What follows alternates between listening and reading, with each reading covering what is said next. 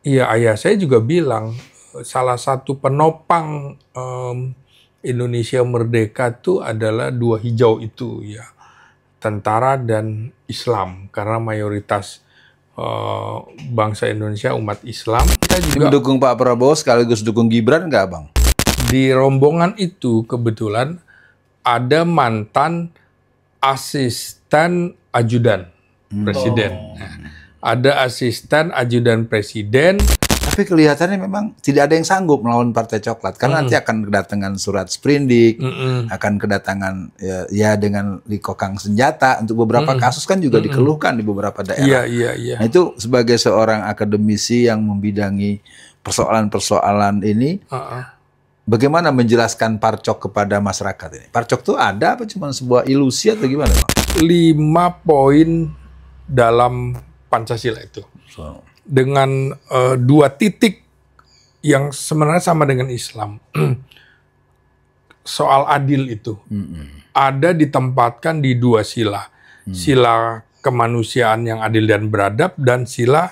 Ini boleh sedikit kita dikasih bocoran itu sampai hafal nama-nama itu karena ada yang bocorin atau abang berusaha nanya atau gimana kok? Jadi kita kalau nyimak kayak mesti dengerin, kan agak rutin ya di salah satu podcast ya. Ini kayaknya kalau perkembangan militer atau ini mesti dengerin Pak Slamet Ginting nih. Pasti ada update-nya gitu. Dilema yang luar biasa. Tidak semua polisi itu jelek, banyak juga yang bagus. Tapi kan Listio bilang, ikan itu busuk dari kepalanya. Kepala itu harus dibuang. Lah kepalanya dia sendiri. Ternyata orang tukang sapu, tukang jualan yang kayaknya orang Cina, ternyata tentara Jepang. Jadi masuk akal juga kalau di shelter-shelter di Sulawesi, di mana Morowali dan segala macam, itu tentara Cina, yang masuk akal. Bismillahirrahmanirrahim. Assalamualaikum warahmatullahi wabarakatuh. Waalaikumsalam warahmatullahi wabarakatuh. Pemirsa, ini sebuah suasana yang surprise. Pertama kita bersyukur kepada Allah Subhanahu wa taala, salam salawat kepada baginda Rasulullah sallallahu alaihi wasallam. Allahumma sholli ala Muhammad wa ala ali Muhammad. Kita sapa dulu sumber belajar kita, narasumber kita, abang kita. Assalamualaikum Pak Slamet Ginting. Waalaikumsalam warahmatullahi wabarakatuh. Kayaknya kalau dipanggil tua sekali kalau panggil Pak kan? Iya, abang aja. Iya. Biar rasanya lebih kekeluargaan. Pertama pemirsa, saya dengan beliau ini ada beberapa kesamaan. Pertama, tahun lahir kami sama. Ya. Yang kedua, kami pernah punya satu situasi di satu forum dalam pembekalan di instansi negara yang mungkin terserah nanti kalau Bang Slamet mau ceritain di mana kita tuh pernah berdua kan gitu ya. Tapi waktu itu saya punya bahwa Bang Slamet itu saat itu adalah dari Republika. Iya, betul wartawan, ya? iya. Ya, nanti tuh perlu juga di mana tuh mulanya gitu kan sampai ada itu. Nah, hari ini tentu kita menginginkan ada pembicaraan yang bersifat kekeluargaan, familiar, mungkin juga kita butuh yang sebetulnya pembicaraan-pembicaraan yang bersifat ada apa sebenarnya dengan negeri ini. Tapi sebelum masuk ke bagian itu, kita masuk dulu ke memori, biografi atau masa kecil dari Pak Slamet ya, Iya. Pak Slamet Ginting. Mungkin pertanyaan pertama, dulu kecilnya di mana? Kalau Betawi bilang dulu diberanakinnya di mana, kecilnya di mana, dan mungkin terserah lah mau cerita apanya aja terserah. Silakan Pak Slamet. Iya. Assalamualaikum warahmatullahi wabarakatuh. Waalaikumsalam. Pemirsanya Bang Alfian Tanjung. Saya kebetulan brojolnya di Kota Kembang, Paris Van Java, Bandung. Di Bandung ya. Ini anak kolong. Nah, jadi anak kolong, lahir di Bandung sekitar 58 tahun yang lalu di rumah sakit Sariningsi. Jadi ayah saya tentara dan jadi dari tangsi ke tangsi lah pindah-pindah. Ya pernah juga kemudian ke Jakarta, ke Medan, Bogor, pindah lagi Jakarta. Selanjutnya ayah saya kemana-mana. Ke kami stay di Jakarta. Ada beberapa yang ikut juga sempat ke Sumatera Selatan. Saya enggak karena udah kuliah. Posisi dinas ya? Itu. ke Sumatera Selatan tuh tugas. Oh iya. Ayah saya penempatan bergeser kemana-mana. Kalau teman begitu. seangkatan bapaknya Bang Slamet ini yang masih ada siapa? Oh, rasanya rata-rata mungkin sudah banyak yang almarhum ya. Kalau Pak Tri Sutrisno masih junior beliau. Kalau secara umur. Senior. Oh, umur pun senior ya? Iya, 5 tahun di atas gitu ya. Ya pernah satu resimen dengan almarhum Pak Tri Sutrisno gitu ya. Kan sama-sama dari Pak Tri masih ada kan? masih ada sama-sama almarhum dari bersatu resimen dengan Pak Tri Sutrisno ya. sama-sama di seni tempur gitu ya. Ya jadi betul-betul anak tentara dan nama juga begitu sebenarnya. Mengapa diberi nama Slamet? Ya karena tugas pertama itu di Irian Barat, waktu pembebasan Irian Barat. Kemudian yang kedua tuh Dwi Kora. Dwi Kora tuh nyusup ke Singapura gitu kan. Terus pemberantasan penumpasan PKI segala macam. Dan terus sampai terakhir Seroja pertama Timur itu ayah saya menjadi tentara pertama juga yang ke sana. Kenangan masa kecil dengan Bapak mungkin yang mengesankan, yang mengharukan, yang lucu, mungkin yang seru-seru gitu. Iya. Dengan Bapak almarhum itu dulu, apa kenangan masa kecil yang masih bisa diceritakan di sini? Paling sering itu saya makanya berkenalan betul dengan dunia militer karena tugas laki-laki gitu. Saya anak kedua dari 6 bersaudara, antara lain nyemir sepatu larasnya gitu kan, membraso tanda pangkat, tanda brevet gitu kan, gesper segala macam. Bahkan saya tahu betul cara membersihkan pistol FN gitu sampai tahu tuh. Cara menggunakan granat kayak apa? Karena saya SD itu di SD dulu nama Kartikasari. Kartika kalau sekarang itu sekolah milik Angkatan Darat. Jadi bagaimana mereka meluncur, kita juga anak SD kelas 2 udah nggak ada takut-takutnya tuh ya, meluncur dari ketinggian 100 meter, bayangkan gitu. Itulah anak kolong itu. Diberi kesempatan atau karena memang nakal gitu? Gimana teman? Kalau seingat-ingat abang dulu. Jadi pramukanya itu di bawah batalion. Kalau misalnya PBB baris berbaris, wah itu jangan tanya lah. Sekolah kami termasuk juara lah di Jakarta. Pramukanya juga gitu. Saya pernah jadi peserta termuda Jambore seperti itu. Jiwa patriotik nasionalisme itu tertanam. Yang paling berkesan tentunya ayah saya selalu membeli buku-buku. Jadi SD pun saya udah baca The Smiling General itu. Luar biasa. Iya, Pak Harto itu ya. Buku-bukunya Pak Nas segala macam. Saya udah baca tuh semuanya. Peristiwa-peristiwa bersejarah, ya bacanya udah. Jadi mungkin kepala sekolah juga bingung, loh ini anak tahu dari mana gemar membaca. Ya kalau misalnya kenaikan kelas dikasih uang, mau beli apa terserah. Dia biasanya saya ke toko buku Gunung Agung misalnya. Jadi buku-buku biografi itu saya baca. Nah makanya kalau Anda lihat, ini saya pakai batik mana nih? Tahu.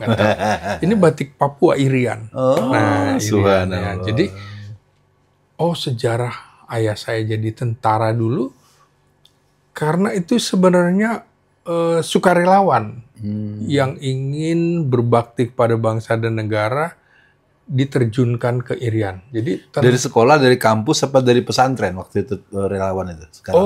Ayah saya kan dulu dari SMA di Medan. Terus dia daftar Bintara sukarela, kemudian dikirim ke Irian Barat itu. Makanya salah satu obsesi saya sepertinya ingin sekali ke tempat di mana tugas-tugas ayah saya. Dan sudah berapa persen yang sempat didatangi? mungkin udah 100% juga udah tercapai. Makanya salah satu caranya adalah menjadi wartawan itu. Nah, ini misalnya ini di sana itu saya ikut dalam operasi pembebasan Sandera Mapenduma 1996. Ini buktinya nih, penghargaan dari Panglima ABRI Jenderal Faisal Tanjung dulu ya. Ini Alfian Tanjung. Oh iya. Nah, itu ya. Kemudian sampai skripsi S1 Ilmu Politik saya tuh membahas itu juga. Jadi diplomasi dan militer dalam pembebasan Irian Barat. Nah, jadi kalau ayah saya dari sisi militernya, saya belajar ilmu politik. Oh, diplomasinya seperti apa?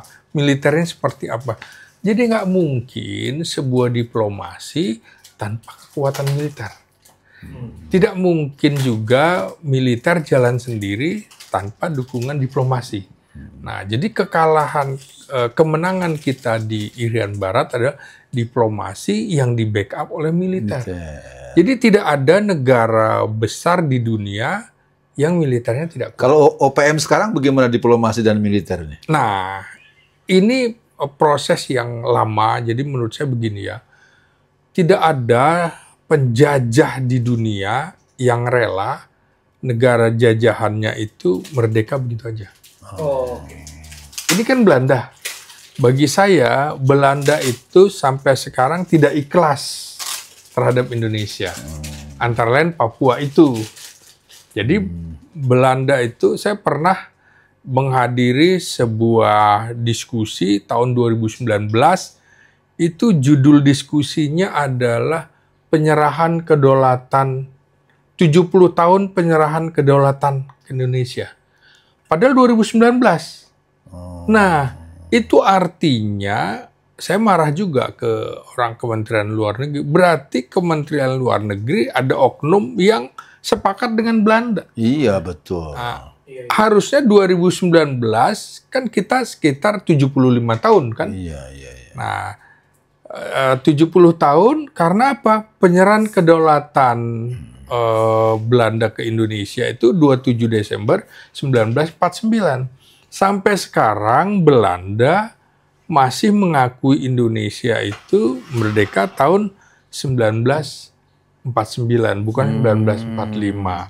Dan sama bagaimana proses-proses itu, kalau kita lihat film Naga Bonar, nah, itu kan sindiran gitu loh. Misalnya begini, berunding-berunding nikah masuk juga. Nah, jangan mau kemudian dibohongi oleh Belanda. Dan selalu perjanjian itu dihianati. Dari mulai apa? Dari mulai Linggarjati, Renville, konferensi meja bundar, kemudian perundingan Rumroyen, dan lain-lain. Itu menurut saya kita harus tegas juga kepada Belanda soal di Papua. Termasuk kan begitu, bagaimana dia memecah belah warga kita, warga yang beragama Kristen di Maluku, ingin memisahkan diri, membuat Republik Maluku Selatan. Nah, itu kan Belanda selalu melakukan politik divide. Bang, kita balik dulu Bang. Tadi ada yang belum tuntas di bawah tuh Bang. Itu bisa Bapak nyemir sepatu Bapak, braso, terus bongkar pasang senjata, itu ngintip-ngintip atau diajarin atau gimana itu? Nah, itu perlu kita tahu juga nih. Ya, pertama melihat ya, kemudian kayak apa sih? Oh, akhirnya kita lakukan juga. Mungkin dengan senang hati ya, bukan karena selamat ini. Gini gitu. Enggak, dengan senang hati. Jadi, cara menggunakan sampai buku-buku militer, cara menggunakan granat itu saya baca. Baca. Begitu ada. Gini caranya.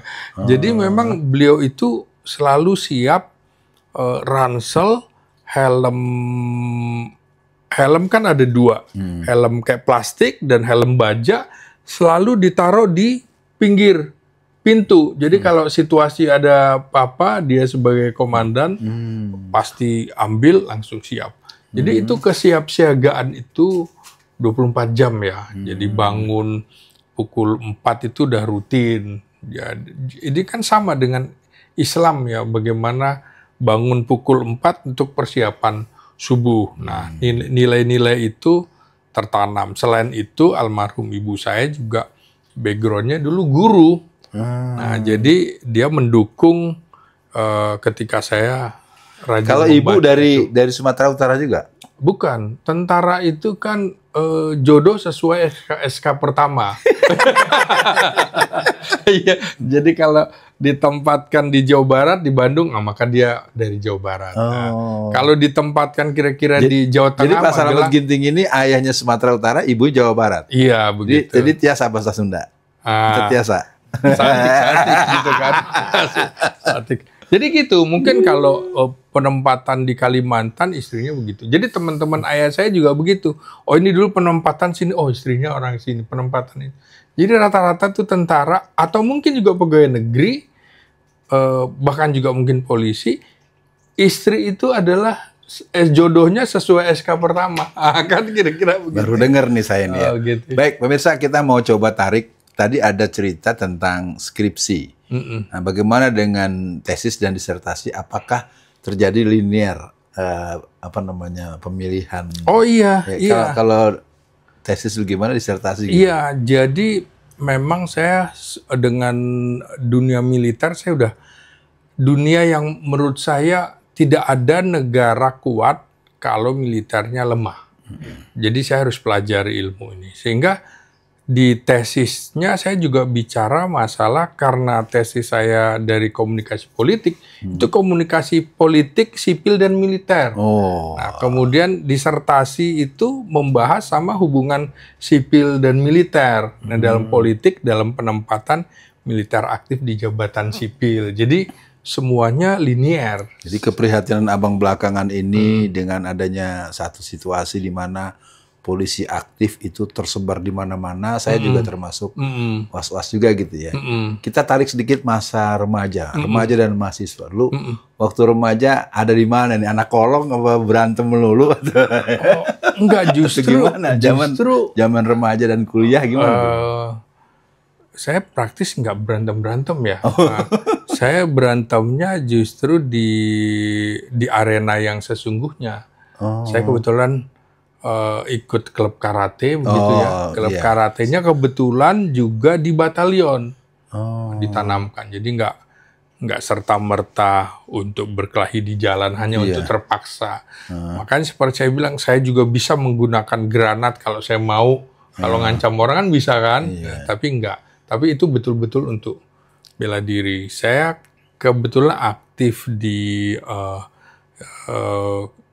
menjadi ketua remaja di komplek, ketua Karang Taruna. Ketua remaja tuh ketua anak-anak di komplek tentara itu. Gitu. Ketua Karang Taruna. Karang Taruna kan lingkungan RW. Jadi di antara RT komplek-komplek itu di situ jadi RW. Kalau masa kecil, remaja, dewasa dan seterusnya itu keberagamaan abang bagaimana? Pernah mondok atau ikut pesantren kilat atau ikut masjid di sekitar rumah atau gimana? Iya, saya nggak ikut itu, tapi memang dunia keislaman tuh sudah dikenalkan, terutama ibu saya. Oh, ibu. Nah, kenalkan karena memang peran ibu sangat sentral, betul ya, kalau apalagi ayahnya seorang tentara, biasanya peran ibu tuh luar biasa. Misalnya ya, pada tugas operasi ke Timur 75, 76. Itu berbulan-bulan ya? Oh, 1,5 tahun. Allah. 1,5 tahun. Itu dulu juga sama. Ketika menjaga perbatasan di Irian dengan Papua New Guinea 1,5 tahun juga.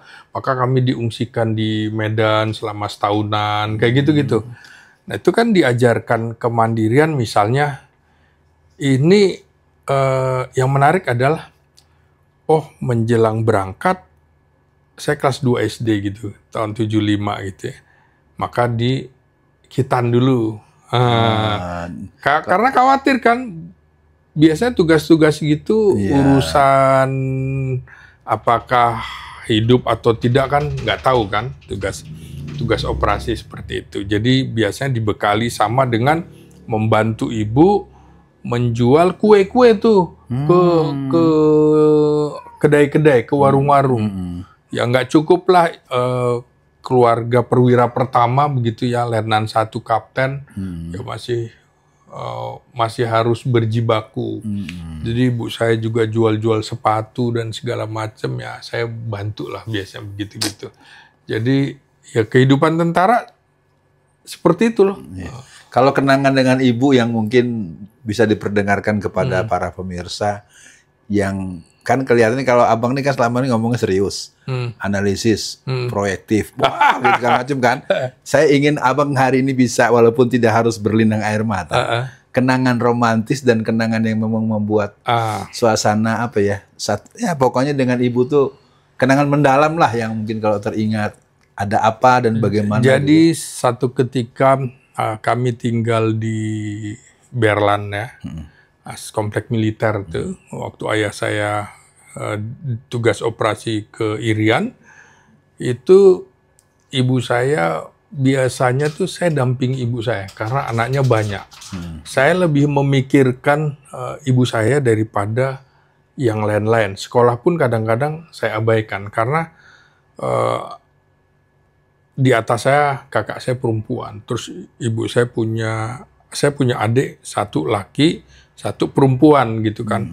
Oh, yang damping ibu siapa? Nah, satu ketika saya dampingi ibu saya belanja untuk keperluan hari raya di pasar rumput.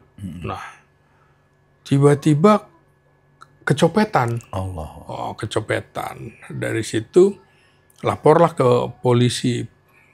Polisi bilang, ibu rumahnya di mana?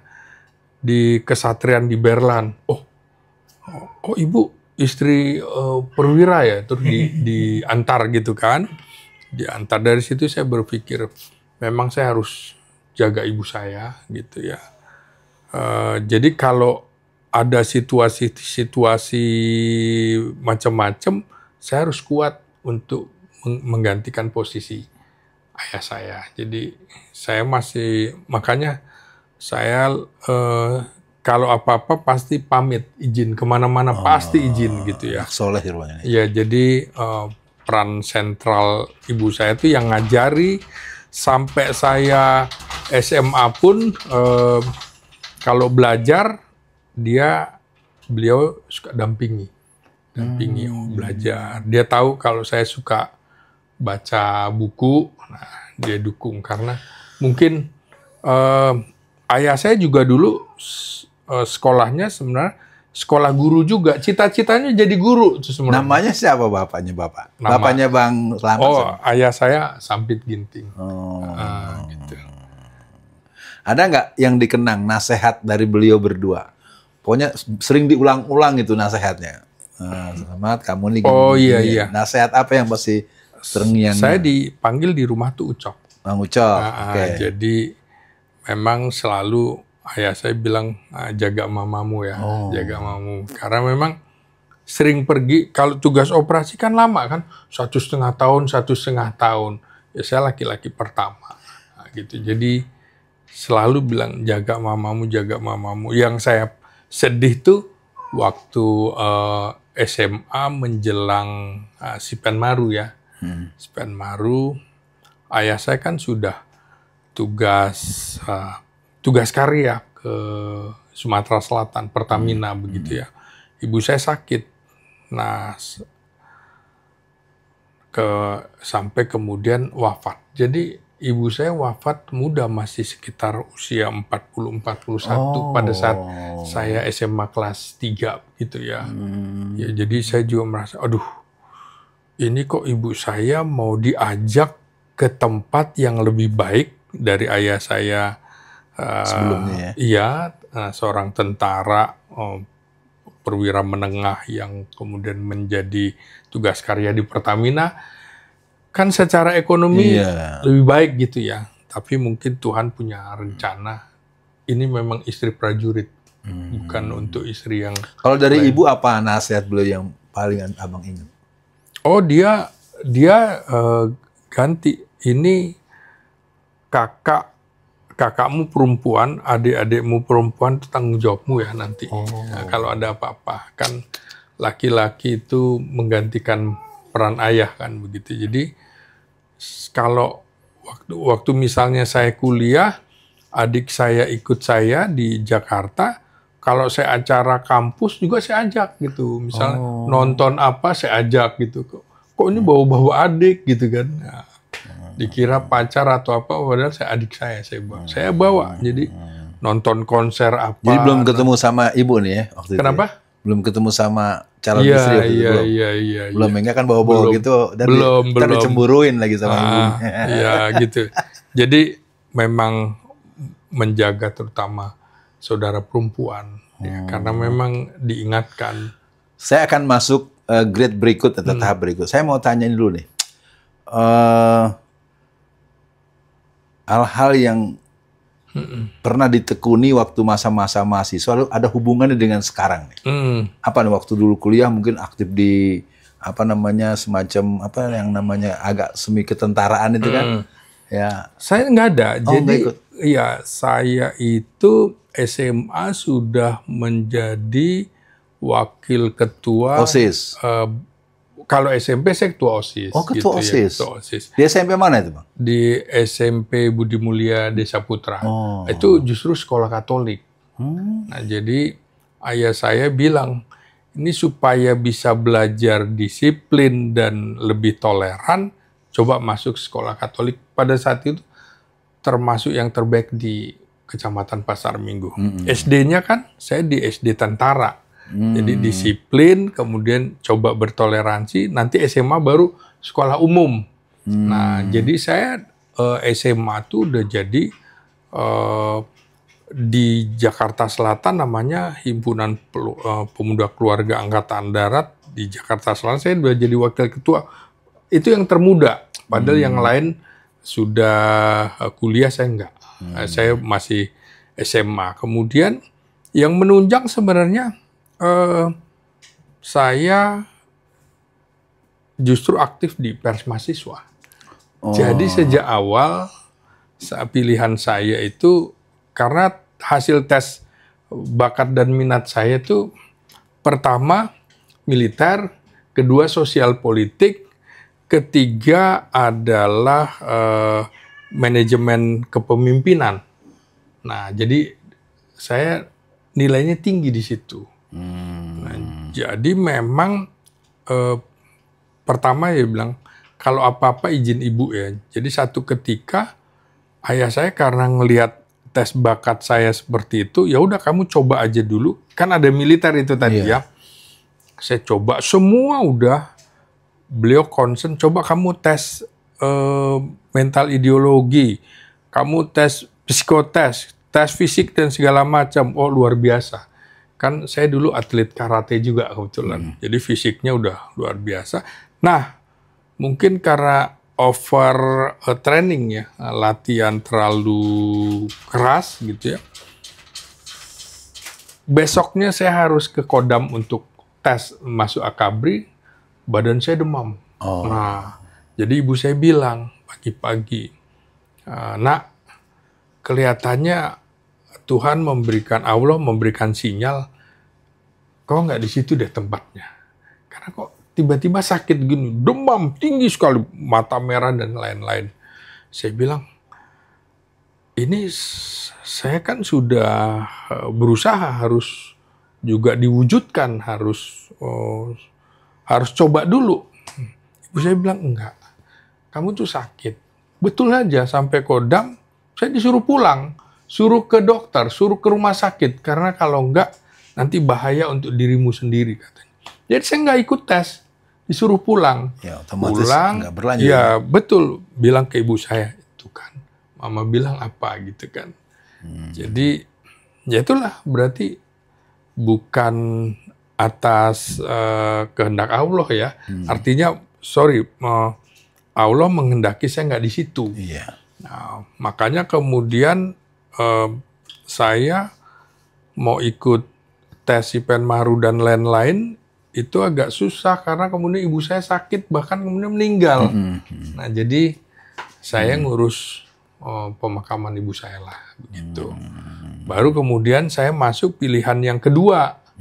Pilihan kedua ya saya kuliah di Fakultas Ilmu Sosial dan Ilmu Politik di Universitas Nasional. Saya ambil konsentrasi politik Indonesia. Nah, di sana saya aktif di pers mahasiswa. Nah, seperti itu. Baik, pemirsa, kita akan coba berselancar pada hal-hal yang mungkin perlu kita mendapatkan penjelasan yang cukup mendalam. Kita awali dengan kapan Bang Slamet punya kepedulian dengan situasi negara, bangsa, ketentaraan dan segala macam. Mulai merasa ada ini gimana nih ya? Ada ganjelan-ganjelan yang sifatnya kepedulian, keprihatinan, kekhawatiran. Ingat nggak Bang? Sejak di saat kapan tuh? Sejak mulai jadi wartawan atau ketika sudah jadi dosen atau gimana? Paling ingat ada. Sebenarnya sejak SD ya, ketika saya ikut pramuka. Jadi saya baca juga sejarahnya Jenderal LBP. Ya. Bukan LBP Luhut Binsar Panjaitan, tapi Lord Baden-Powell. Bapak pramuka dunia ya. Itu kan Letnan Jenderal Cavalry. Ketika dia di Afrika, dia berpikir, Inggris kan penjajah, tapi dia juga berpikir, nggak boleh sebuah negara ini warganya, masyarakatnya tidak mencintai negaranya. Nah, kemudian dia bentuklah yang namanya pramuka itu. Nah, jadi menurut saya pramuka itu ternyata menumbuhkan yang namanya leadership, kepemimpinan, patriotik, nasionalisme di situ. Dan itu pemahaman itu ketika SD ya? Iya, sudah paham betul di situ. Jadi kita harus punya disiplin, kita harus punya kecintaan terhadap negara. Jadi ya ayah saya juga bilang salah satu penopang Indonesia merdeka itu adalah dua hijau itu ya, tentara dan Islam, karena mayoritas bangsa Indonesia umat Islam. Jadi tentara kita kan sejarahnya menarik, dibentuk oleh rakyat yang bersenjata. Belum kita punya angkatan bersenjata dulu kan enggak. Dulu mereka justru ikut dengan Belanda, ikut dengan Jepang menjadi ketentaraan di situ. Lalu laskar-laskar juga bersenjata kan gitu. Jadi ikut mengusir penjajah, baru kemudian kita membentuk sebuah angkatan bersenjata. Dan itu kan prosesnya dari mulai BKR, Badan Keselamatan, kemudian meningkat jadi Badan Keselamatan, TKR, BKR, TRI, TNI gitu ya. Iya, Tentara Keselamatan, Tentara Keamanan, terus TRI, TNI dan lain-lain. Jadi sebuah proses semuanya. Nah, jadi tentu saja menurut saya ketika kuliah itu kesadarannya ya semakin tinggi, karena bicara tentang saya mengambil ilmu politik ya di situ bagaimana kemudian kalau masyarakat kita bodoh, masyarakat tidak paham politik, ya bagaimana kita bisa memenangkan sebuah pertempuran apa? Pemikiran, pertempuran diplomasi. Karena tidak mungkin negara tanpa ada kaitannya dengan negara lain. Pasti ada hubungan internasional. Jadi kalau ada situasi di sebuah negara seperti di Indonesia, pasti ada kaitannya dengan negara-negara lain. Pasti ada kepentingan negara lain. Seperti saya tadi bilang, di Papua pasti ada kepentingan asing, kepentingan Belanda, kepentingan negara-negara Commonwealth. Commonwealth kenapa? Karena ada Papua New Guinea, ya kan gitu. Itu kan di bawah Inggris, Commonwealth Inggris. Sama juga di Timur Timur. Kan sesungguhnya itu, kalau bagi saya, ini seharusnya tetap disatukan. Karena satu rumpun, satu nenek moyang sebagai orang Timor. Tapi kolonial lah yang memisahkan. Jadi ini dijajah Belanda, Indonesia ini dijajah oleh Portugis. Padahal mereka satu rumpun, maka bahasanya tetum seperti itu. Jadi lepasnya Timur Timur menurut saya juga adalah lepasnya saudara kita sesungguhnya. Gitu. Baik pemirsa, saya pernah satu waktu dan saya sangat terngiang-ngiang bahkan pada awalnya ketika sempat saya diduetkan atau berduet karena kita sama-sama sipil saat itu ya. Ada forum tentara gitu. Kalau boleh bahasa yang juga titik-titik sambungnya romantis, waktu pas berdua dengan saya itu apa yang ingin Abang katakan kepada si Alfian itu? Oh iya. Kamu ngomong apa sih itu orang? Gimana waktu pas kita berdua itu kan? Jadi memang saya seringkali diundang di forum-forum termasuk di institusi TNI ya misalnya membahas tentang isu apa gitu. Betul waktu itu kita membahas tentang isu komunis gitu ya. Sejarah komunis ya. Bung Alfian bicaralah sejarah komunis dari mulai komunis pertama. Ya, tentu saya juga menanggapi dari perspektif ilmu politik gitu kan. Nah, di situ kemudian kita memberikan saran kepada tentara bagaimana menghadapi situasi kalau ideologi komunis ini tumbuh berkembang. Saya kira memang tidak ada ideologi yang mati, ideologi tetap akan hidup. Nah, dalam sejarahnya menurut saya memang kita tidak pernah juga bisa mengelak komunis itu dibentuk di era penjajahan Belanda ya. Betul. Tahun 1926 mereka sudah berontak waktu itu. Dan saya juga mengatakan bahwa biasanya siklus 20 tahunan itu akan berlaku. Karena itu harus diantisipasi. 26, 45, kemudian 26, 48, 65, dan lain-lain. Nah, makanya memang menarik.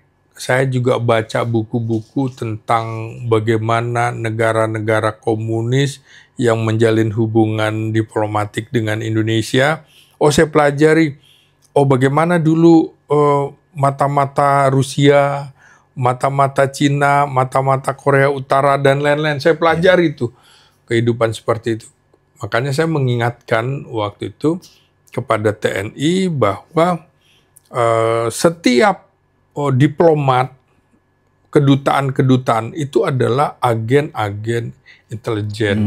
Dan ya menarik juga perspektifnya waktu itu kenal dengan Bung Alfian. Ini nih Alfian yang suka yang disebut oleh anak saya Ustadz PKI. Baik pemirsa, kita masuk di bagian tengahan, mudah-mudahan bisa berkembang. Ada satu hal yang Abang mungkin perlu bersiap menjawab buat kita. Satu waktu nanti akan ada keadaan di mana Jokowi dan Prabowo akan bertentangan. Nah, apa tuh Bang maksudnya? Karena Abang pernah ngomong di beberapa podcast atau itu bisa nggak dijelaskan Bang maksudnya? Secara ideologi dua orang ini berbeda ya.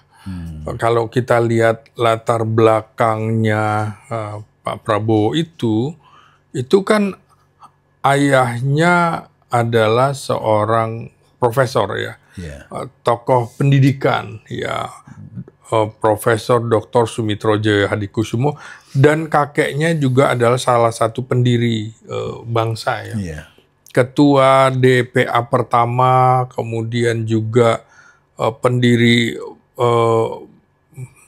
BNI ya, Bank Negara Indonesia. Dan buyutnya juga adalah bagian dari pasukan Diponegoro. Jadi dalam diri dia ada jiwa patriotik, nasionalisme. Bayangkan dia itu juga ikut dalam perjalanan ayahnya yang dalam tanda petik kabur dan segala macam. Ini kan ada titik kesamaan pada waktu itu ayahnya dianggap menjadi bagian dari PRRI Permesta ya. Bagi saya setelah era reformasi baru paham sebenarnya PRRI Permesta itu adalah otonomi daerah yang kecepatan, terlalu cepat gitu ya.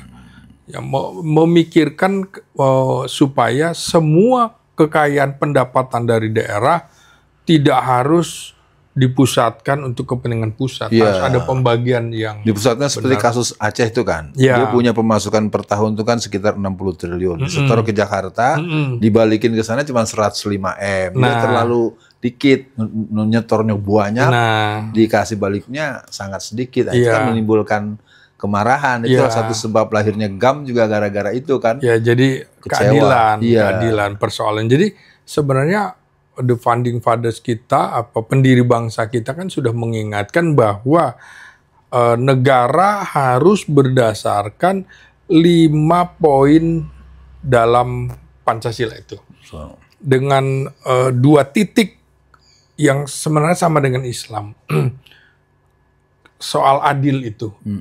Ada ditempatkan di 2 sila. Sila kemanusiaan yang adil dan beradab dan sila keadilan sosial bagi seluruh rakyat Indonesia. Jadi Islam itu kan mengedepankan keadilan. Ya. Nah di situ kemudian kalau terjadi ketidakadilan maka akan terjadi yang namanya pergolakan-pergolakan seperti tadi itu. Nah titik kesamaannya adalah PRRI itu juga punya pandangan yang agak berbeda dengan Presiden Soekarno terhadap Partai Komunis Indonesia.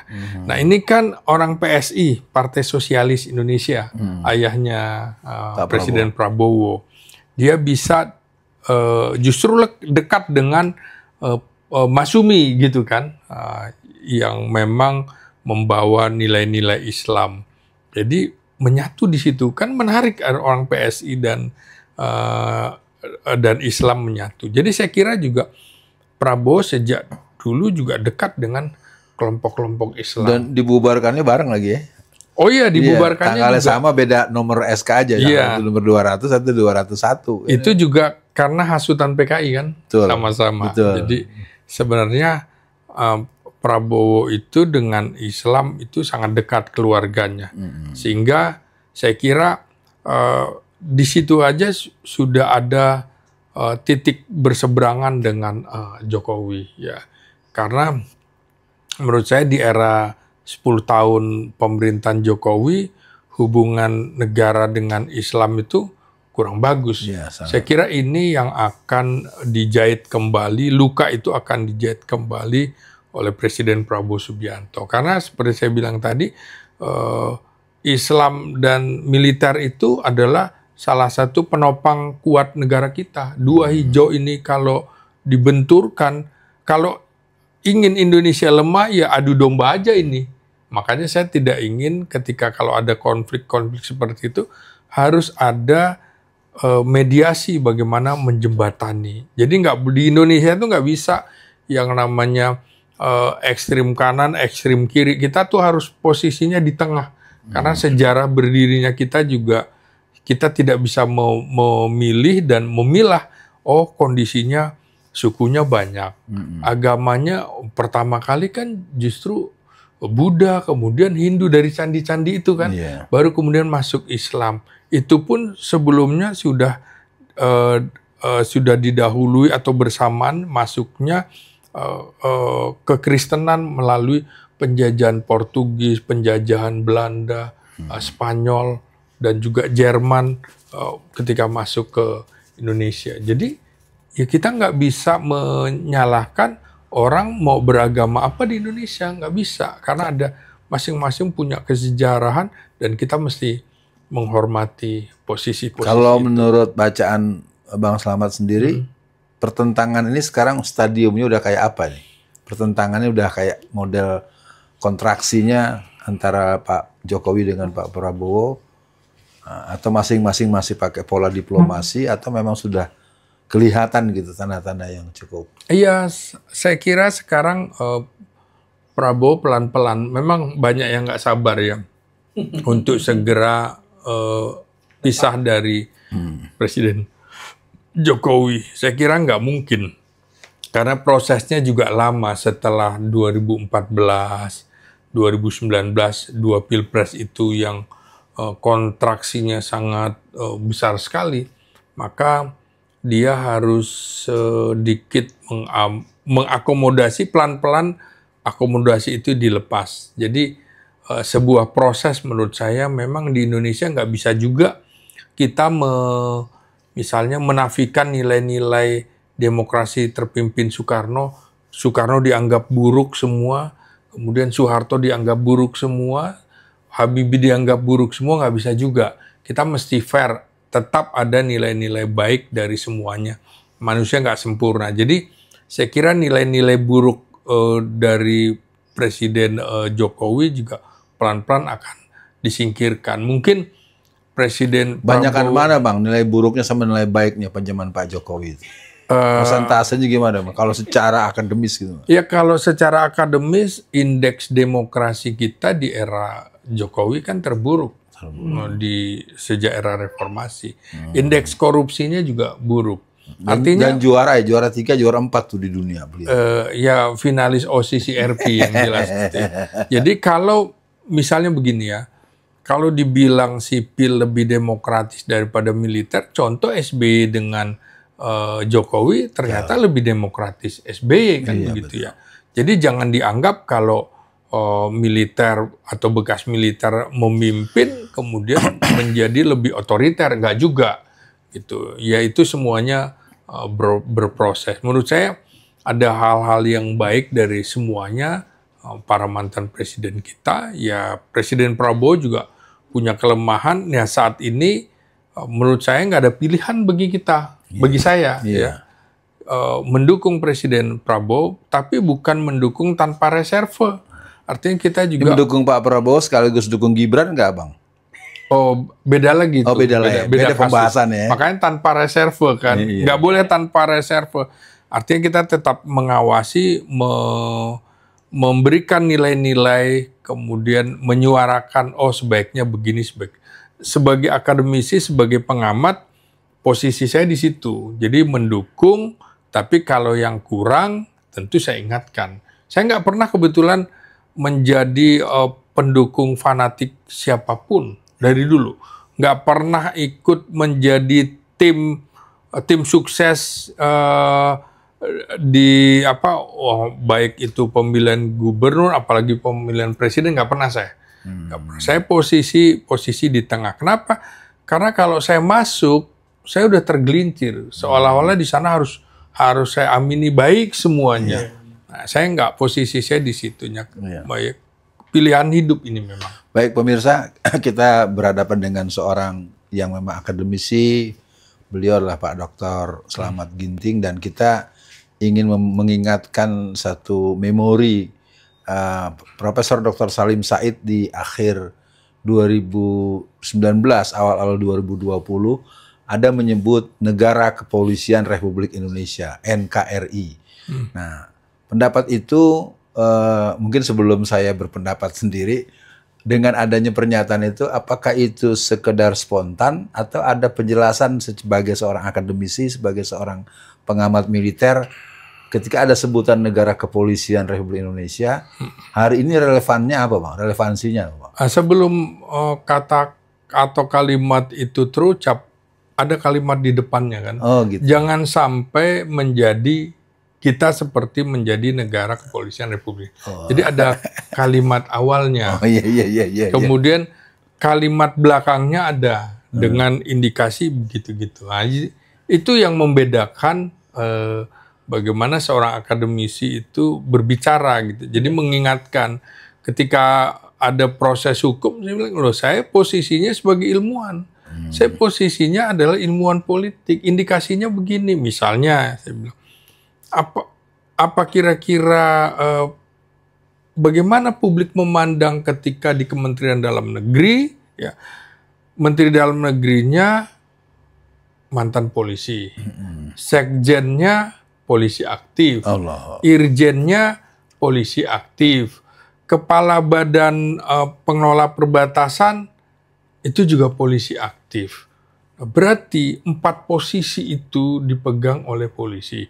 Belum lagi wakil menteri dalam negeri, keluarga polisi juga, anak-anak polisi.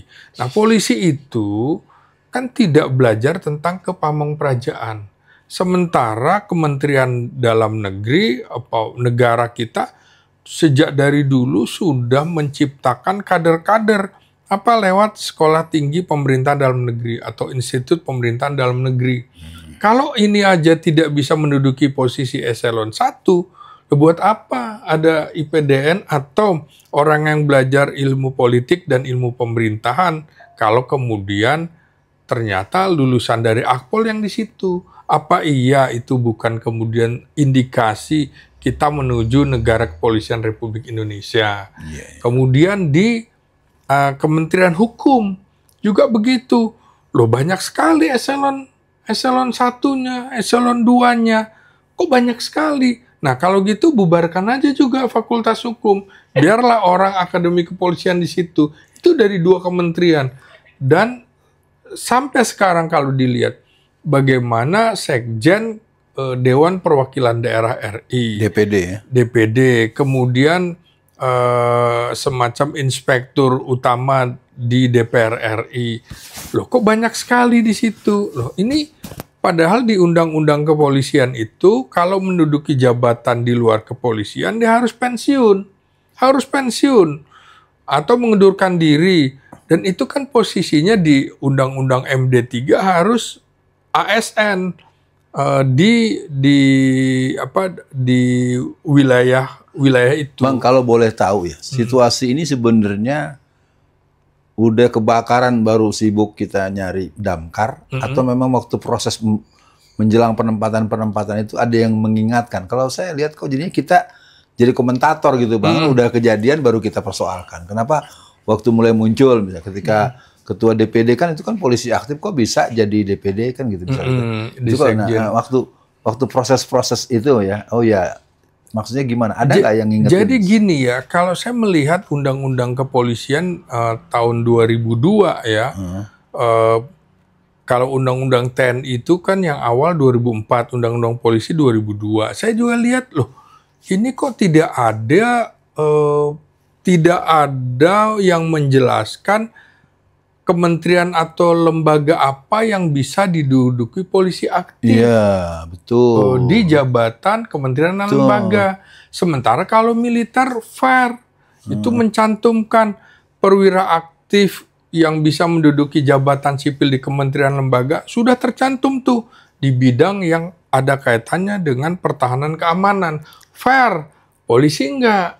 Nah, saya udah ingatkan karena memang disertasi saya itu kan hubungan sipil militer dalam penempatan militer aktif di jabatan sipil. Jadi betul-betul saya memahami, oh ini boleh nih diduduki oleh militer. Nah, polisi lain lagi. Polisi memang sipil, bukan militer. Tapi dia adalah sipil bersenjata. Karena itu Presiden Soekarno dulu membuat angkatan bersenjata, maka tentara dan polisi di situ. Karena kan bersenjata. Dia sipil, tapi sipil bersenjata. Kan lain, bukan kami kan sipil. Iya, tapi lu sipil bersenjata. Agak beda. Karena itu harus diatur.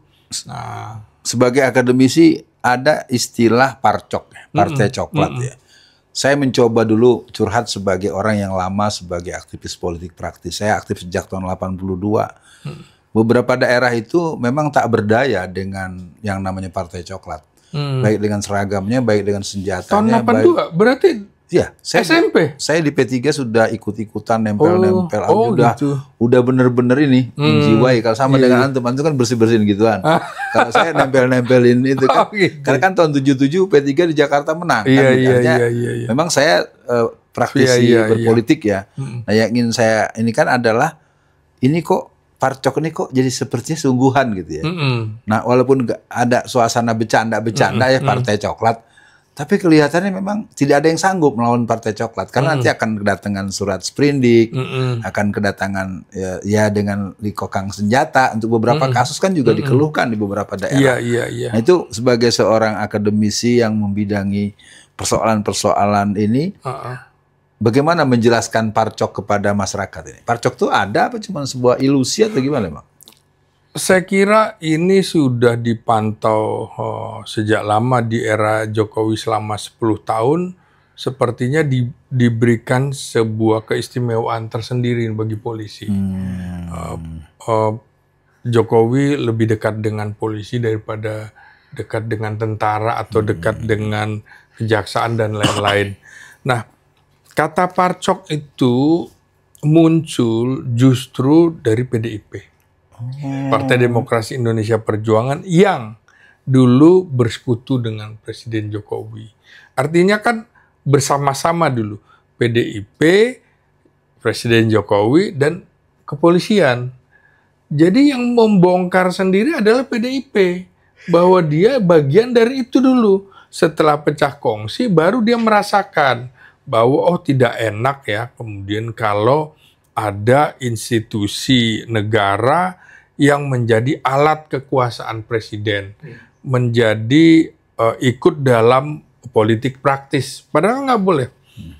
Tentara, polisi, pegawai negeri sipil, pegawai BUMN, pegawai BUMD itu tidak boleh berpolitik praktis.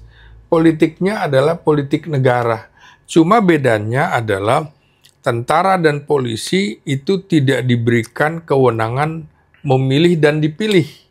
Nah, kalau pegawai negeri sipil, pegawai BUMN dan BUMN tidak boleh dipilih tapi boleh memilih, ikut pemilu. Nah, ini yang membedakan sehingga menurut saya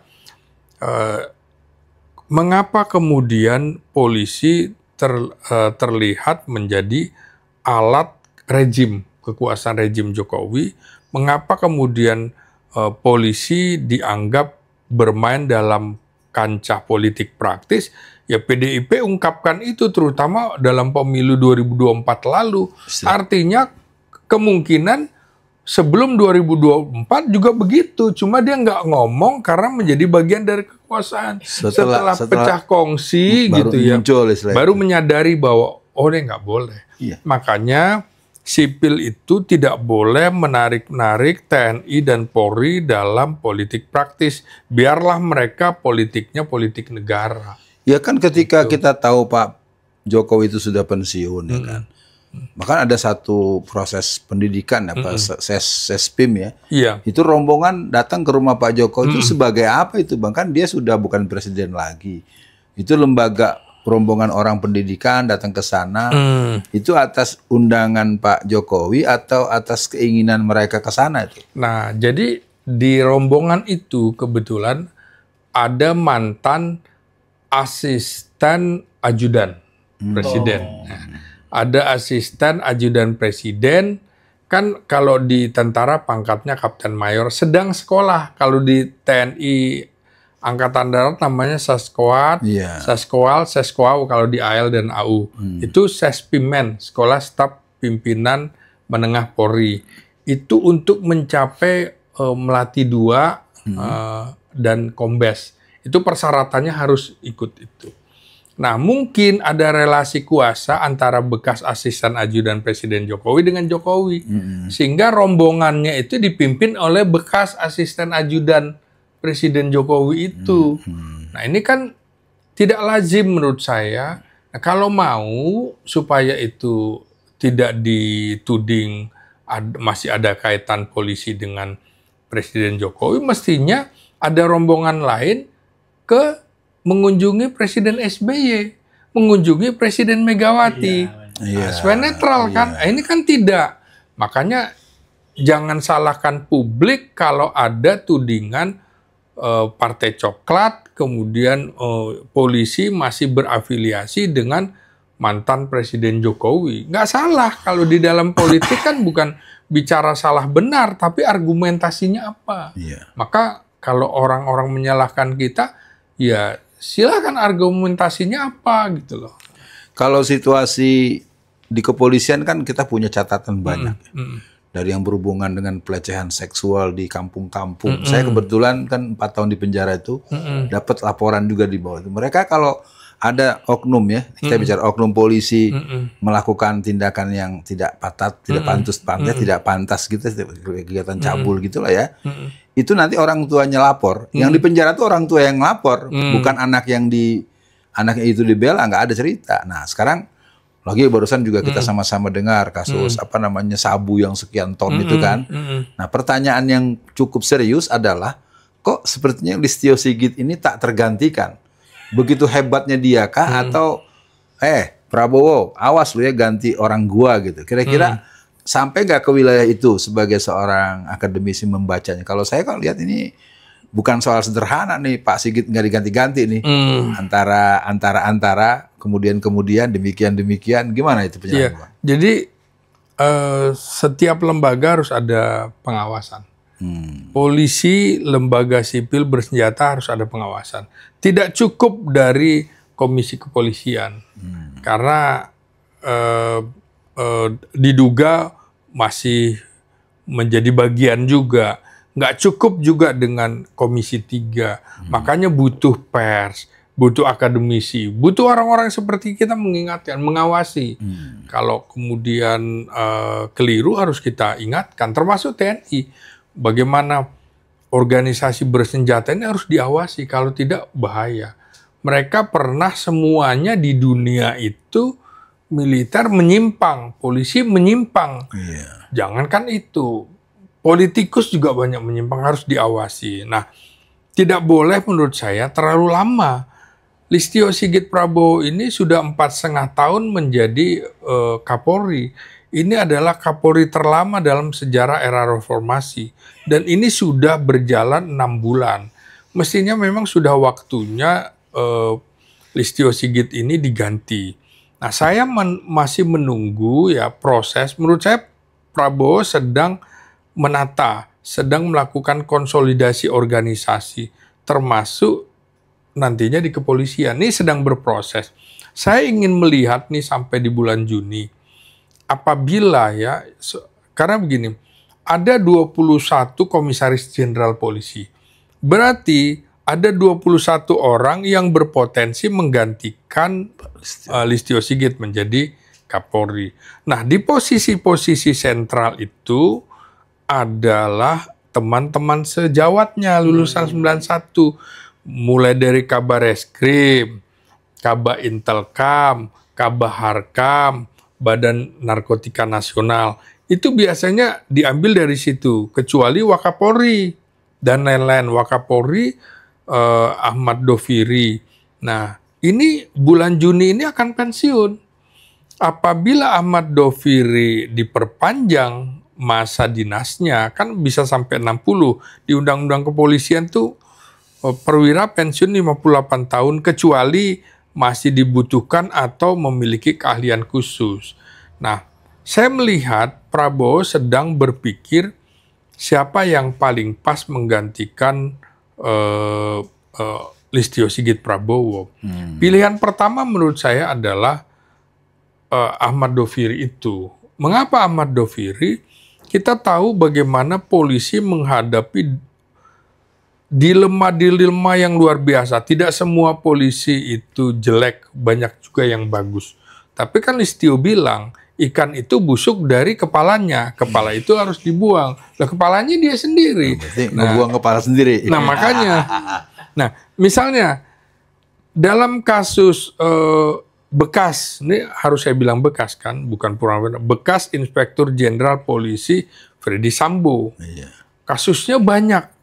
Ya di situ dugaannya ada judol, ada macam-macam lah ya, selain dalam tanda petik pembunuhan.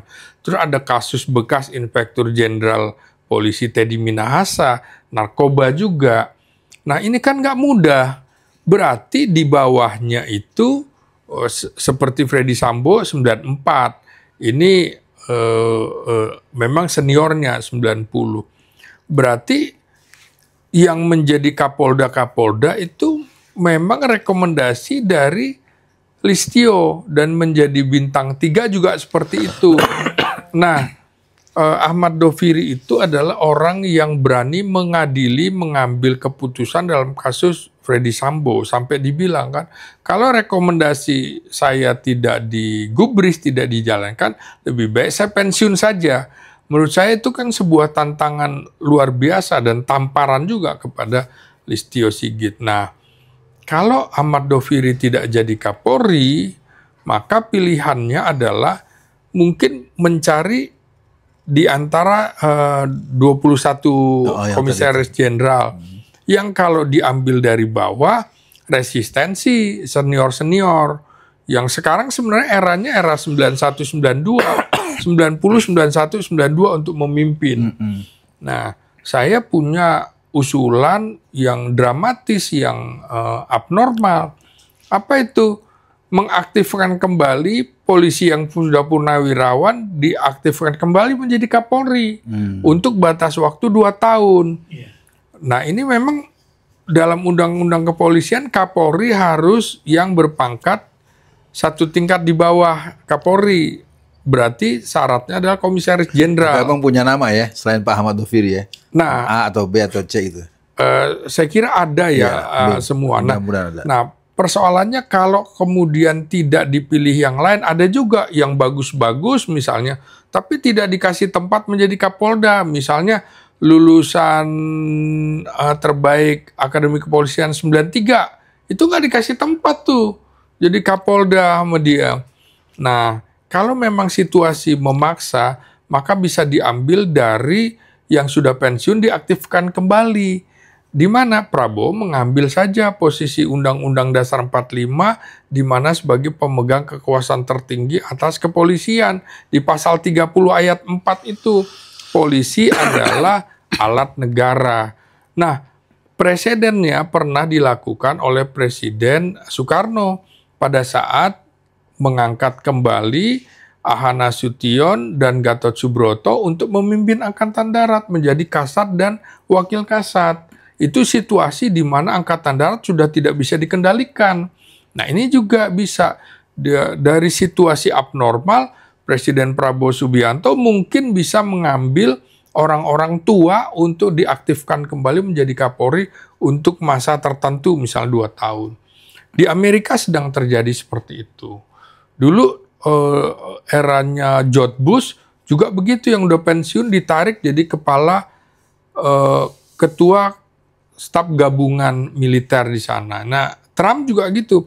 Letnan Jenderal Angkatan Udara yang udah pensiun ditarik kembali menjadi ketua kepala staf gabungan militer Amerika. Jadi mungkin juga di Indonesia kalau situasi memang nggak ada lagi dianggap kepolisian perwira bintang 3 yang layak, kemudian yang bawahnya juga belum memungkinkan, ya bisa situasinya seperti situasi abnormal. Orang yang sudah pensiun diaktifkan kembali untuk menjadi Kapolri. Dulu kan terjadi lompat jauh tuh ya. Waktu Tito jadi Kapolri itu berapa jenjang dia lewatkan gitu kan. Termasuk Pak Listio juga lompat beberapa angkatan ya. Pemirsa, kita tidak mungkin berselancar terus, ternyata waktu mendekati batas yang sering dilakukan di berbagai podcast ya.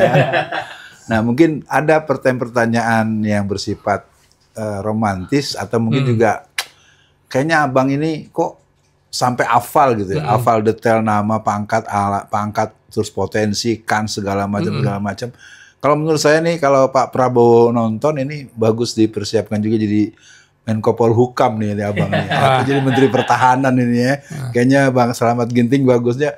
Ini boleh sedikit kita dikasih bocoran itu sampai hafal nama-nama itu karena ada yang bocorin atau abang berusaha nanya atau gimana kok? Jadi kita kalau nyimak kayak mesti dengerin, kan agak rutin ya di salah satu podcast ya. Ini kayaknya kalau perkembangan militer atau ini mesti dengerin Pak Slamet Ginting nih. Pasti ada update-nya gitu. Iya, saya pelajari ya dari mulai teori-teori ya, misalnya sekarang ya, siapa yang akan menjadi Kepala Staf Angkatan Darat atau Panglima TNI atau Kapolri. Saya tentu menghubungkan sejarah orang-orang ini, si elit ini dengan si patron ini dengan kliennya. Kemudian karirnya masuk akal enggak? Kemudian selain karir, prestasinya apa? Saya juga biasanya memberikan saran. Kenapa? Karena kalau TNI-nya buruk, kita juga yang celaka. Polisinya buruk, kita juga yang celaka. Jadi saya selalu memberikan semacam pilihan-pilihan. Seperti ini tadi, pilihannya ini. Silahkan. Usul kan nggak bisa memaksa. Kasihan juga kalau memaksa. Jadi saya memang pelajari nih. Oh misalnya ada 21 komisaris jenderal polisi. Nah berarti ini calon-calon Kapolri. Hubungannya apa ya? Hubungannya dengan Listio di mana prestasinya apa dan segala macam. Saya sejak awal juga menurut saya aneh ketika kasus Freddy Sambo tiba-tiba menjadi Kadif Propam. Teddy Minahasa tiba-tiba menjadi Kapolda. Saya bilang siapa ini orang? Harus dilihat. Saya punya tolak ukur untuk menilai seseorang. Jadi memang saya pelajari orang-orangnya. Terutama misal sudah bintang 3. Bintang 3 baik di kepolisian, AD, AL, AU. Itu saya pelajari. Oh, ini dia bikin ini. Oh, dia bikin ini, prestasinya ini. Oh, hubungannya dengan ini.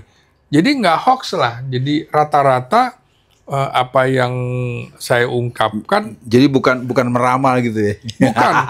Kan bukan dukun. Bukannya.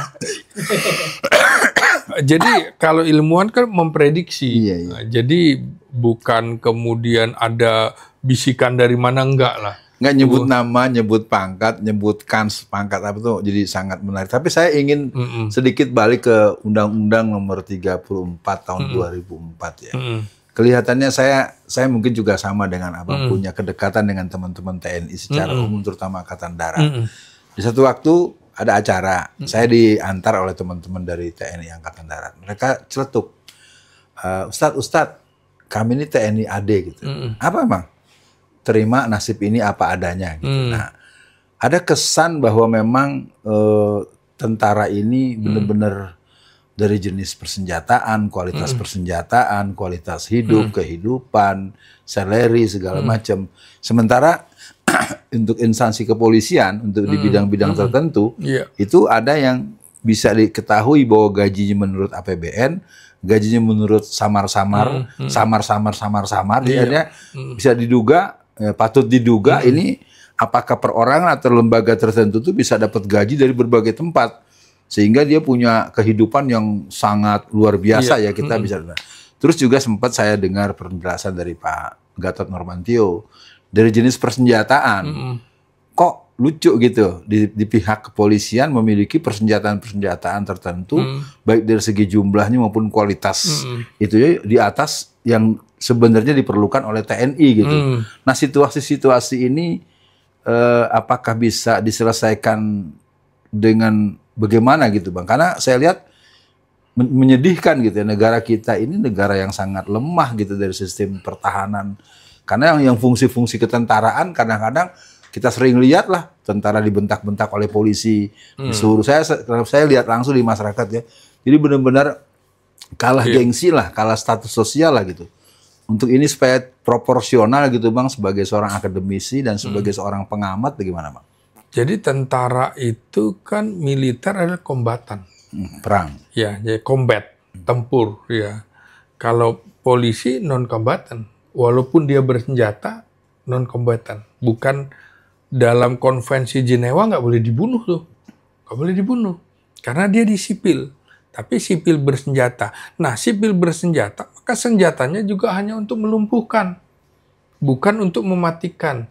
Kecuali yang paramiliternya adalah BRIMOB itu. Itu boleh tuh. Makanya harus ada tata bagaimana menyusun struktur itu. Dia kan semi militer. Nah, harusnya oke lah kalau BRIMOB itu menggunakan pangkat-pangkat ketentaraan. Polisi mestinya nggak pakai pangkat ketentaraan, nggak perlu pakai jenderal-jenderal segala macam. Kalau BRIMOB nggak apa-apa, karena dia paramiliter. Nah, paramiliter ini tidak boleh juga senjatanya lebih modern daripada militer. Kalau lihat film Die Hard gitu kan, contohnya. Itu kan pertama ditangani oleh polisi konvensional. Oh ternyata nggak bisa. Oh jenis senjatanya udah lebih lebih hebat gitu, nggak bisa tangani polisi konvensional, masuklah SWAT gitu kan. Nah itu kan semacam BRIMOB. Oh ternyata kemudian dia punya senjata lapis baja. Oh itu udah harus diserahkan kepada militernya. Jadi tahapannya tuh harus di situ. Makanya dalam sistem pertahanan keamanan negara kita, di situ polisi dan tentara sebagai kekuatan utama dan sipil sebagai kekuatan pendukung. Jadi prosesnya itu jelas di mana tata kelolanya dan keduanya harus berada di bawah departemen atau kementerian. Terus prakteknya jelas juga Bang? Atau memang kekhawatiran yang disampaikan oleh Pak Gatot Nurmantio atau juga saya yang... Betul, karena kan Jenderal Gatot di ujung masa kepemimpinannya sebagai Panglima TNI membongkar kok ada senjata buat BRIMOB yang dia bilang ini nggak bisa. Ini senjatanya kalibernya untuk militer. Yeah. Nah, Anda tuh bukan untuk menghadapi pertempuran. Anda hanya menghadapi polisi itu kan BRIMOB menghadapi Kamtipmas berskala tinggi. Kamtipmas berskala tinggi. Tapi kalau sudah pertempuran di gunung, di pantai dan segala itu urusan militer. Tapi kelihatannya kan kekhawatiran atau pernyataan Pak Jenderal Gatot Nurmantio itu kan juga seperti diabaikan kan aja. Saya bilang tadi, Jokowi itu selama 10 tahun dalam tanda petik mengistimewakan polisi. Ya. Itu yang keliru. Dia nggak tahu birokrasi sipil, birokrasi sipil bersenjata, dan birokrasi militer. Kalau saya sering menyebutkan semacam negara yang dikuasai oleh kepolisian itu diduga kuat negara berhaluan komunis gitu. Secara teoritis apakah itu suatu hal yang berlebihan atau karena kalau saya baca ya bagaimana Stalin ketika dia dilantik yang banyak melingkupi dia kan polisi-polisi rahasia dan justru polisi rahasia itu yang dibunuh duluan sama dia karena dia dianggap paling banyak tahu rahasia dia gitu. Iya. Kalau ada kerangka begitu, ada tesis yang mengatakan bahwa negara komunis itu memiliki kekuatan dengan jaring-jaring kepolisian. Kalau polisinya berkuasa secara sangat super body, maka diduga negara tersebut negara yang berhaluan komunis. Apa salah atau gimana? Itu kebetulan Soviet dulu gitu ya, polisi rahasianya. Tapi Jepang negara fasis juga begitu. Polisi rahasianya pada saat masuk ke Indonesia. Bahkan lebih kejam daripada militernya, kan seperti itu. Jadi negara komunis, negara fasis seperti itu. Nah, sejarah berdirinya militer di negara komunis itu adalah dia tentara rakyat, tentara partai, kan begitu. Kalau di Indonesia kan enggak.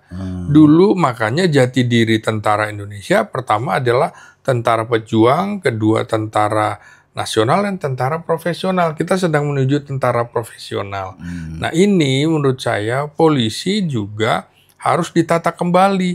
Ini dua-duanya oke di bawah operasional presiden karena alat negara. Tapi secara administrasi, termasuk administrasi keuangan harus berada di bawah kementerian, departemen. Nah contoh, kan Kementerian Pertahanan APBN-nya sekitar 155 triliun. Wah, paling besar. Tapi publik lupa bahwa itu dibagi 5 pos. Kementerian Pertahanan, Mabes TNI, Mabes Angkatan Darat, Mabes Angkatan Laut, Mabes Angkatan Udara. Sementara polisi yang sekitar 120-an triliun hanya untuk dirinya sendiri. Jadi kan besar. Ya polisi kalau sekarang polisi lebih besar daripada tentara, ya karena uangnya untuk sendiri. Nah ini beda. Belum lagi Panglima TNI yang gagah itu, juga Kepala Staf Angkatan yang gagah itu, bintang 4, dia bukan pemegang anggaran, tapi kuasa pemegang anggaran. Pemegang anggarannya Kementerian Pertahanan. Jadi kalau ada apa-apa minta uangnya dari Kementerian Pertahanan ke Kementerian Keuangan. Sementara kepolisian dia langsung bisa minta uang ke Kementerian Keuangan. Jadi memang kuasanya Kapolri itu lebih besar daripada dia gabungan kekuasaan yang dimiliki Menteri Pertahanan, Panglima TNI, dan Kepala Staf Angkatan. Kepala Staf Angkatan itu pembina kekuatan, Panglima TNI pengguna kekuatan, ini Menteri Pertahanan pembangun kekuatan. Nah Kapolri semuanya. Ya dia pembangun kekuatan polisi, pengguna kekuatan polisi, pembina polisi. Jadi dia lebih kuasa daripada Panglima TNI, daripada Menteri Pertahanan, apalagi daripada Kepala Staf Angkatan.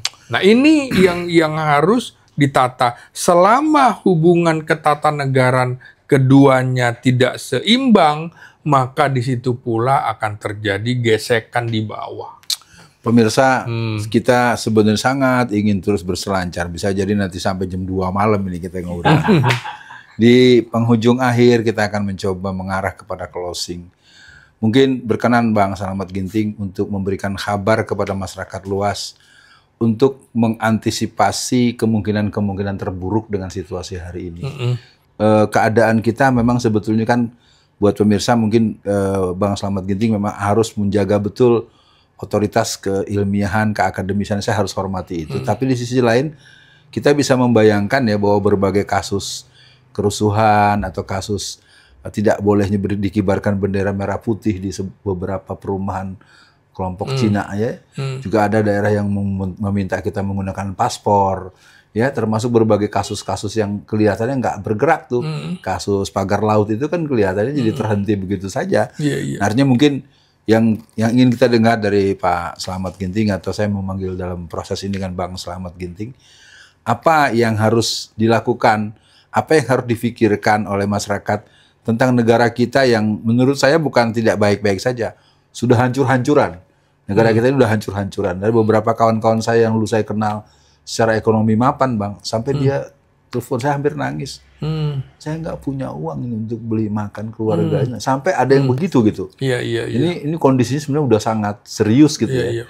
Nah mungkin sebagai closing untuk kelompok, katakanlah untuk masyarakat luas, masyarakat umum, juga mungkin buat umat Islam yang mayoritas, agar bagaimana gitu Bang? Silakan. Iya, jadi memang sebuah negara tidak mungkin tidak ada kaitannya dengan negara lain. Kalau kita bicara hubungan internasional dan kemudian kita bicara masalah bagaimana Belanda masuk ke Indonesia, Jepang masuk ke Indonesia, itu semuanya melalui proses yang panjang. Jepang misalnya, pada saat negara Indonesia masih berada di bawah kolonial Belanda, dia sudah memasukkan orang terlebih dahulu. Jadi misalnya orang menyamar jadi orang gila di Kemayoran, di Pelabuhan Laut, di dekat objek vital nasional, daerah-daerah minyak,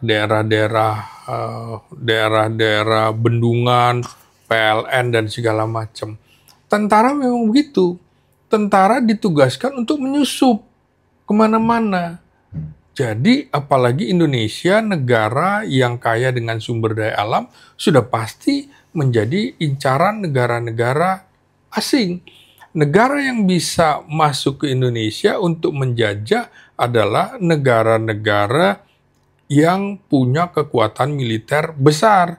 Apa itu kekuatan militer? Kekuatan angkatan udara dan juga kekuatan angkatan lautnya. Yang punya kekuatan itu cuma 3 negara, yaitu Amerika, Rusia, dan Cina. Nah, kalau Rusia ini masih jauh nih. Dia masih memikirkan situasi di kawasan Ukraina dan lain-lain.